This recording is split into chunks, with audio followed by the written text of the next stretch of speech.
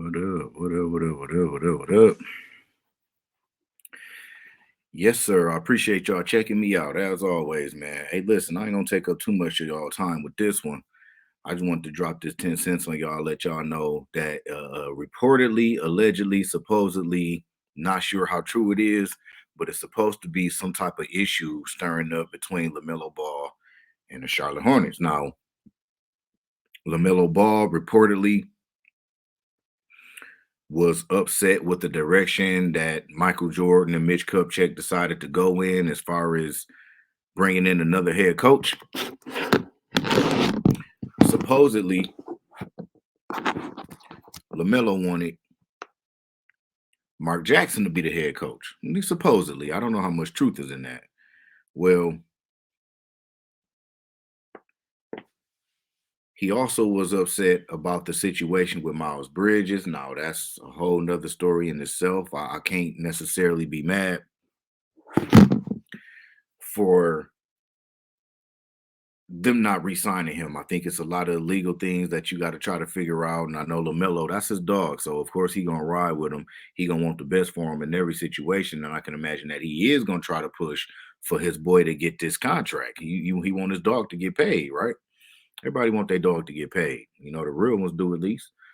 But that's not the case. I think that the Charlotte Hornets are gonna completely just walk away from Miles Bridges. And I think that's got LaMelo pretty upset between that and the coaching change.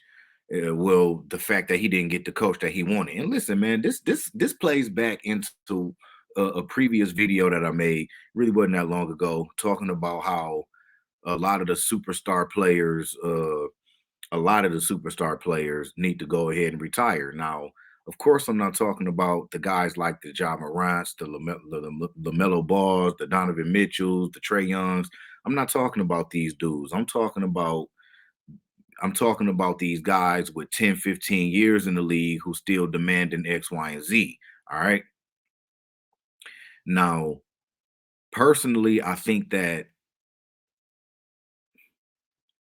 that type of superstar entitlement mentality then kind of carried along to some of the younger players, some of the new younger players. Again, a guy like Donovan Mitchell, who hasn't done anything, he hasn't accomplished enough to run around here with an attitude about the direction of a team. All right. You still haven't even proven to anybody that you can be the deciding factor on the team. Same thing with LaMelo Ball. Listen, man, just go out there and hoop.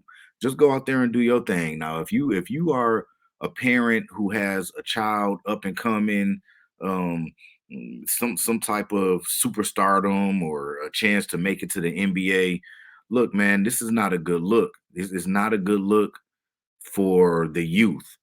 You can't come in with this entitlement attitude, this entitlement mentality, like, oh, I'm the best player on the team. I mean, because this is what we mean when we talking about him and Miles Bridges, who was the better player on the team. All right, so that's why I'm doing the quotation marks. So you the best player on your team. Same thing with Donovan Mitchell and Rudy Gobert. All right, just because you are the best player on the team don't mean that you get to come over here and call the shots. Listen, little dudes, you haven't earned enough respect.